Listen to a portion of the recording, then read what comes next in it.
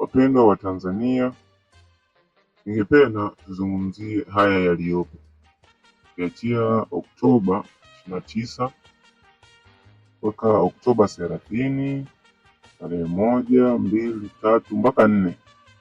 Yale yote tufanye nuru yamepita, lakini sasa kilicho kikubwa na jitihada zilizobakia ni D9 12 D9 12.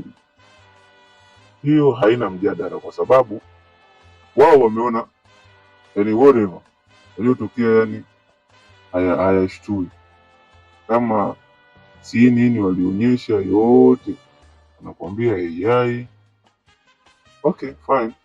Sasa ile mahakama ICC imeshapokea barua, imepokea. Kwa hiyo tujitafakari, sio sisi wananchi, ni nyinyi viongozi mjitafakari, sababu uchaguzi haukuwa wa haki. Mitandao ilizima. Ukiulizwa wai mitandao ilizimwa, amri imetoka wapi uzime mitandao na uchaguzi? Tangu lini na ni nani alishafanya kitu kama hicho? Haya, tuseme kipindi cha Mwalimu Nyerere ilikuwa bado, Mwinyi bado, haya Mkapa, Kikwete, Magu, wewe uliona wapi ama wewe ulisikia wapi mitandao ikazima siku ya uchaguzi?